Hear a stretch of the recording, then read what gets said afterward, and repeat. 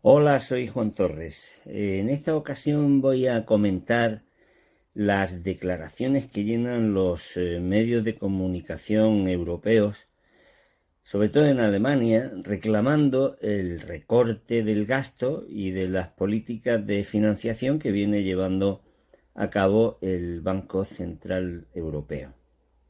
El próximo ministro de Finanzas alemán, Christian Lindner, acaba de decir que hay que acabar con la orgía de la deuda, y otro influyente economista, Hans Werner Sinn, exige el fin del dinero gratis en un artículo reciente. El acuerdo del gobierno tripartito que acaba de constituirse contempla algunas propuestas genéricas sobre la necesidad de reformar las reglas europeas de estabilidad fiscal, pero el clima que se está generando en aquel país, que es el que en realidad define el rumbo de las políticas europeas, va claramente en la dirección que apuntan esos dos economistas, sobre todo cuando la subida de precios está empezando a desbocarse literalmente en Alemania. Lindner lo va dejando muy claro en sus sucesivas declaraciones. La hoja de ruta debe ser contención del gasto, bajada de impuestos, reglas fiscales para no desbocar el déficit público, limitar los programas masivos de compra de deuda pública del Banco Central Europeo y subidas de tipos de interés para frenar la inflación.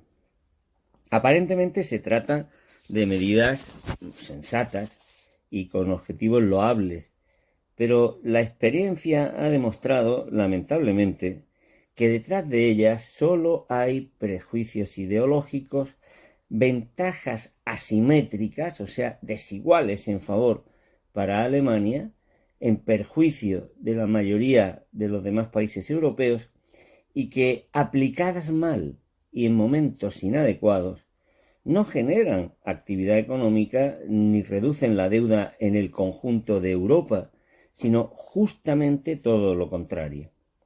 Las reglas de estabilidad presupuestaria que defienden los llamados halcones europeos se basan en criterios puramente arbitrarios que no tienen base científica alguna. Vamos a comentarlos muy rápidamente.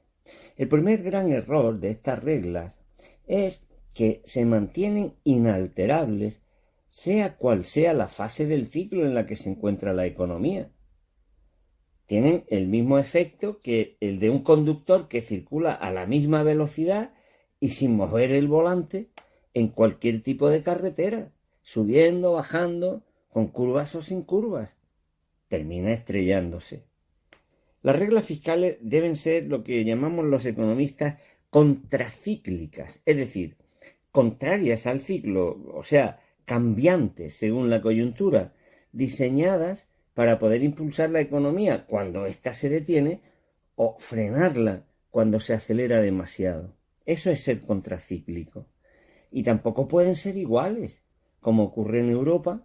Las reglas de estabilidad que se apliquen a los gastos corrientes, los del día a día y a los de inversión. El segundo error es establecer un límite del 3% del Producto Interior Bruto a los déficits públicos, que, además de lo anterior, es arbitrario y no tiene ni un solo fundamento. En mi libro Economía, para no dejarse engañar por los economistas, expongo cómo llegó a establecerse ese criterio absurdo en Europa. Y lo pude contar porque lo reconoció Guy Abel, que fue uno de los dos funcionarios franceses que inventaron la regla en 1981. El entonces director de presupuestos del gobierno francés les pidió que proporcionaran al presidente Mitterrand alguna, lo cito textualmente, regla sencilla que suene economista y que pueda ser utilizada contra los ministros que desfilan por el despacho del presidente para pedirle dinero. Abel reconoció que ni él ni su compañero de entonces de despacho, Roland de Villepin, tenían la más remota idea de qué tipo de regla se podía utilizar con ese fin, sencillamente porque no existía. Y explicó que por descarte llegaron a la conclusión de que lo mejor sería una tasa, o sea, un porcentaje sobre alguna magnitud, y que finalmente decidieron que esa magnitud fuera el Producto Interior Bruto. ¿Pero por qué el 3% y no otro? También lo contó Abel. El 1%, textual, era magro y de cualquier manera no sostenible. El 2% sería inaceptablemente restrictivo. Y entonces, bueno, creímos que esa cifra, el 2% del PIB, tendría algo de plano, casi como fabricado. Mientras que el 3% es una figura sólida, que tiene además de él, detrás de él, precedentes ilustres, un amplio eco en la memoria común, las tres gracias, la Trinidad, los 3 días de la resurrección, las 3 órdenes de la alquimia, la triada hegeliana, las 3 edades de Auguste Comte, los 3 colores fundamentales, el acuerdo perfecto, la lista es infinita. Estas son palabras textuales de Abel, que fue, insisto, el que inventó ese criterio. Pues bien, la propuesta gustó al ministro de Presupuestos, que entonces era Laurent Fabius, y a Mitterrand. Este la presentó públicamente, los alemanes la hicieron suya y terminó establecida como una regla objetiva y sensata en los tratados europeos.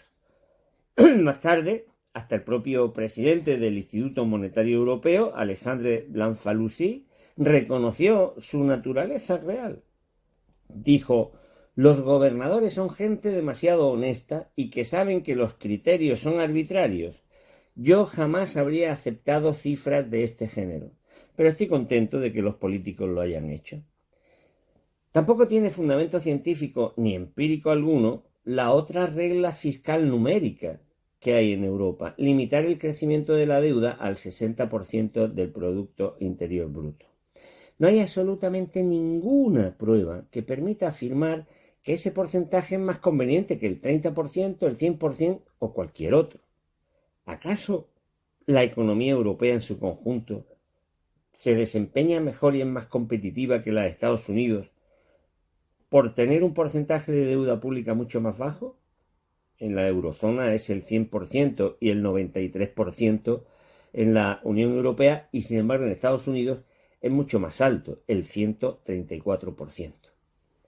El intento de hacer creer que más deuda pública implica menor crecimiento siempre ha sido un fiasco. La última vez se descubrió que los datos que pretendían demostrarlo tenían errores y que se utilizaron los que más convenía para llegar a esa conclusión preestablecida.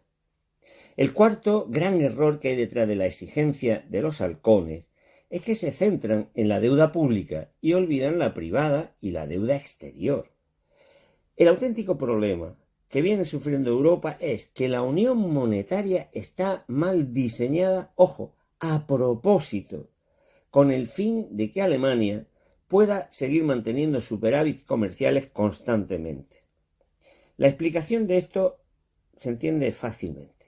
Miren, Alemania tiene una economía muy potente y de base exportadora, que tradicionalmente ha generado siempre superávit comerciales con el exterior, o sea que vende más que lo que compra. Si tuviera moneda propia, su excedente comercial, o sea la diferencia entre lo que vende y lo que compra, provocaría una subida en el precio de su moneda, pues habría mucha más demanda de esta moneda suya para comprar los productos alemanes. Pero al subir el precio de su moneda, sus exportaciones serían menos competitivas, más caras, y eso poco a poco iría reduciendo su superávit. No lo podría mantener constantemente sin un altísimo coste interno, o sea, obligar a los alemanes a comprar más caro fuera. Sin embargo, en una unión monetaria como la del euro, la cotización de la moneda no depende, lógicamente, del exclusivo saldo comercial de cada país, sino del registrado conjuntamente por todas las economías que la componen. En consecuencia, la existencia de déficit y, por tanto, la deuda pública y privada para pagarlos de los países del sur no es en realidad un inconveniente para Alemania, como nos quieren hacer creer. Todo lo contrario. es lo que le permite compensar su superávit y poder registrarlos constantemente sin tener que pagar los efectos de la apreciación de la moneda que se produciría sin moneda única. Y no solamente eso, los déficits del sur pues también le proporcionan a Alemania la oportunidad de hacer buenos negocios dedicando sus excedentes a financiarlos, como ocurrió hasta que estalló la crisis de 2007-2008. Lo trágico es que con la excusa de que los países del sur tienen deuda, se les han impuesto políticas de desmantelamiento industrial y de recorte de impulsos de gasto que lo que han producido es justamente una caída de actividad y de ingreso y, por tanto, mayor endeudamiento y déficit, tal y como interesa a Alemania que ocurra. Los ideólogos de la austeridad reclaman el final de los déficits, pero lo que persigue en realidad su propuesta es que unos países los registren para que otros puedan tener superávit constantes, que no podrían mantener en condiciones tan favorables, como he dicho, con una moneda propia. Lógicamente, los responsables de todo esto no van a reconocer ni su verdadero interés ni la arbitrariedad en que se basan las reglas que imponen. Para justificarlas, difunden la idea de que en los países del sur trabajamos menos, algo manifiestamente falso, o que tiramos el dinero, endeudándonos sin necesidad. Yo no voy a defender, ni muchísimo menos, a los gobiernos que han dilapidado recursos, programando inversiones que no interesaban más que a sus constructores y a los bancos que las financiaban. He defendido siempre la mayor moderación posible en el uso de los recursos y en el gasto público y privado, la plena transparencia y el control permanente, acompañado de sanciones mucho más efectivas y ejemplares contra la corrupción. Pero esto es una cosa, y otra, no tener presente que el incremento incesante de la deuda en Europa tiene el fin que acabo de mencionar y otras causas a las que no se suele hacer referencia. En primer lugar, las políticas de desindustrialización y de frenazo a la actividad que se vienen imponiendo con la excusa de combatir la inflación. Cuando se bloquean las fuentes de generación de ingresos de una economía, como ha ocurrido en la Unión Europea, es normal que los hogares, las empresas y las administraciones se endeuden constantemente. Insisto, como interesa a Alemania y a los bancos. En segundo lugar, el debilitamiento constante de las políticas de ingresos públicos y consentir la existencia de paraísos fiscales para que las grandes fortunas y grandes corporaciones paguen cada vez menos impuestos. En tercer lugar, la prohibición de que el Banco Central financie a los gobiernos, dejando a estos en manos de la que proporcionan con un coste mucho más elevado los bancos privados.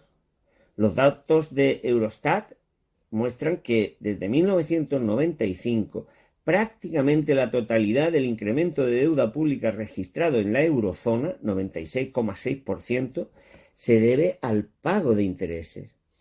Este es el auténtico despilfarro de recursos que hay en Europa. Los halcones dicen que quieren acabar con la deuda, pero la realidad es que las políticas que defienden son las que han hecho que se dispare en el conjunto de Europa, porque mantenerla como motor de la economía es lo que conviene a Alemania y a otras economías excedentarias y a la banca que tiene como negocio su incremento continuo.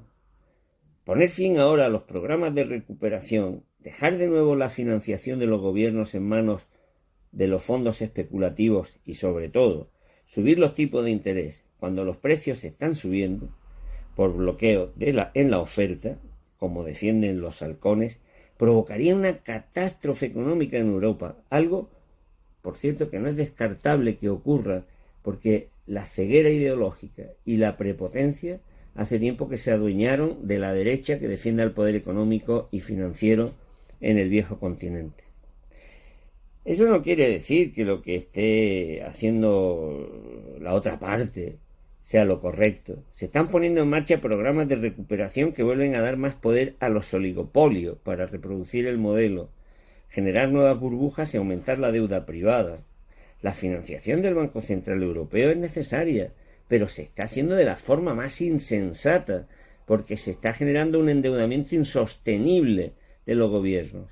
y no se está haciendo absolutamente nada para evitar que se produzca una espiral inflacionista. Los halcones europeos levantan de nuevo el vuelo, dispuestos a convertir a Europa en una especie de pato borracho que será arrastrado por la tormenta que se nos viene encima. Pero el resto, esa es la verdad, tampoco está haciendo bien la tarea. Comenzaremos bien pronto a sufrir las consecuencias.